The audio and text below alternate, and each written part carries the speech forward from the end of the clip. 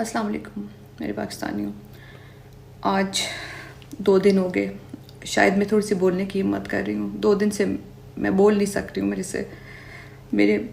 میں نے سارا جو کچھ ہوا اس ملک میں، جیسے ہمارے بھائیوں کا خون گرا، کچھ اپنی آنکھوں سے دیکھا، کچھ لوگوں سے بھی میں خود ملی. بعد میں وہ لوگ ابھی تک مل نہیں رہے، کچھ پتہ نہیں ہے. کچھ لوگوں کی لاشیں ملیں، کچھ لوگوں کی تصویریں دیکھیں، کچھ بچوں کی. اب ایک چھوٹے سے بچے کی تصویر دیکھی، رحیم یار خان کا، ایک شہید.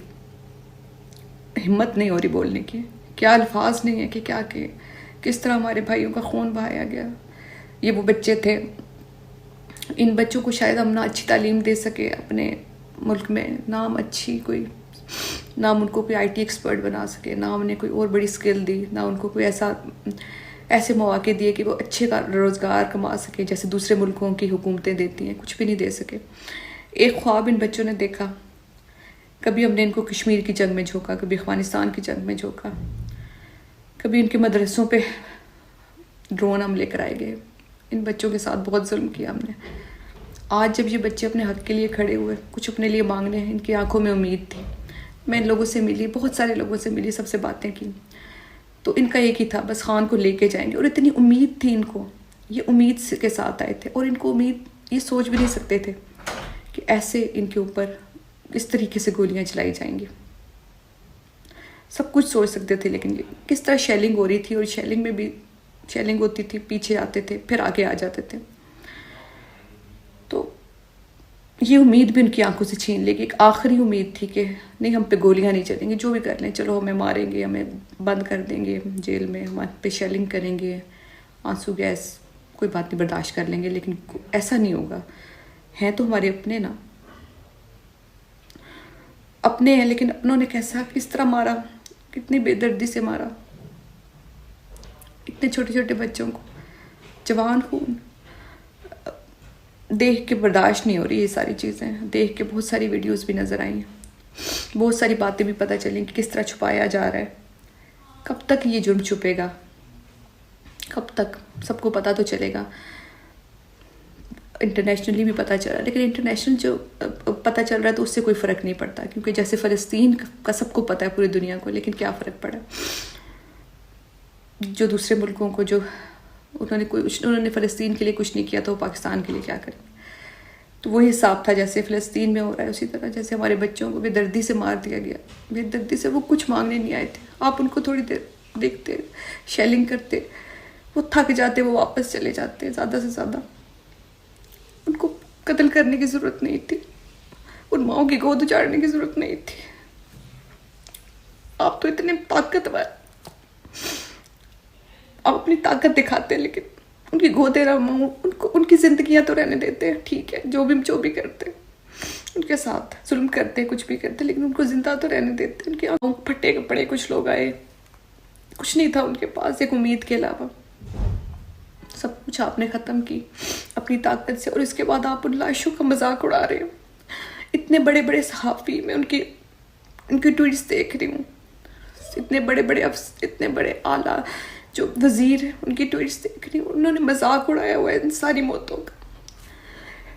طلعت حسین صاحب جناب کہہ رہے ہیں کہ جو دھرنا تھا فوج کی مدد سے وہ 126 دن، اور جو فوج کی مدد سے نہیں وہ 26 منٹ بھی نہیں. تو جناب آپ آئیں اور گولیاں کھائیں، آپ کو پتہ چلے گا. جس طرح ہم برداشت کر رہے ہیں، جو 126 دن بھی چلا تھا وہ فوج کی مدد سے نہیں، وہ صرف اس میں بھی انتہائی مشکلیں تھیں ہمارے لیے. لیکن وہ یہ تھا کہ بس گولیاں نہیں ماری تھیں آپ نے. ہاں، یہ شیلنگ اس وقت بھی ہوئی تھی، سب کچھ ہوا تھا اس وقت بھی. آپ شاید بھول گئے اس ٹائم بھی ہمارے اوپر. اور لیکن یہ تھا کہ ہاں گولیاں نہیں ماری تھی تو ہم عوام آتی رہی تھی. اور اب بھی آپ ایک دفعہ آپ صرف گولیاں نہ ماریں، آپ دیکھیں کیسی عوام آتی ہے اور کیا ہوتا ہے. تو آپ کھڑے ہوں، آپ کی اولاد کھڑی اور آپ کو کوئی گولیاں مارے، اور آپ کی اولاد گولیوں کے پیچھے، آپ کے بچے بھاگ رہے ہو، کیسا لگے گا؟ آپ ان لاشوں کا مذاق اڑا رہے ہیں. اور کہ آپ بھول گئے ہیں کہ ٹھیک ہے، کوئی آپ نہیں سن رہا. امریکہ بھی آپ کے ساتھ ہے، ہر ملک آپ کے ساتھ ہے، سب آپ کو سپورٹ کر رہے ہیں، تبھی تو یہ ہو رہا ہے. لیکن کیا اللہ نہیں دیکھ رہا؟ کہیں نہ کہیں سے تو وہ حساب دے گا نا. ایسا تو نہیں ہے نا کہ وہ حساب دے گا ہی نہیں، حساب لے گا ہی نہیں.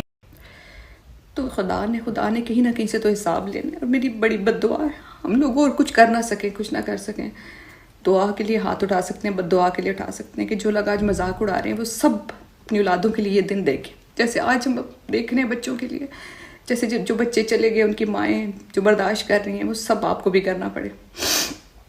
کس طرح بات دوسری آ جاتی ہے کہ کون آیا کون نہیں آیا، یہ بات ابھی غیر ضروری ہے، بات صحیح ہے، ابھی بات کرنے کی ضرورت نہیں ہے اس پہ.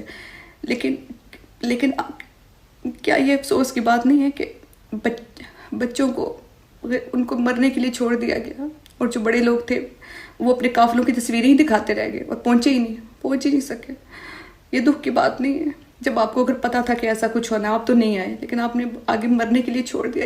ان کی جانیں بڑی سستی تھیں، ان کا خون سستا تھا، آپ کا مہنگا تھا، آپ نہیں پہنچ سکے، آپ نہیں پہنچنا چاہتے تھے. قافلے نہ پہنچتے، آپ خود تو پہنچ ہی سکتے تھے نا کسی نہ کسی طرح. جس طرح ایک APS کا واقعہ ہوا تھا، لیکن وہ واقعہ تو وہ تو دشمن نے کیا تھا، یہ واقعہ تو یہ تو اپنوں نے کیا. اور کس کے ساتھ کیا؟ ایک اپنی خواہش، اپنا حق مانگنے کے لیے آئے لوگ، کوئی انتشار نہیں، کچھ نہیں. بیچارے کھڑے تھے، بس کھڑے تھے کنٹینر پہ کھڑے، ان کو دھکا دے دیا.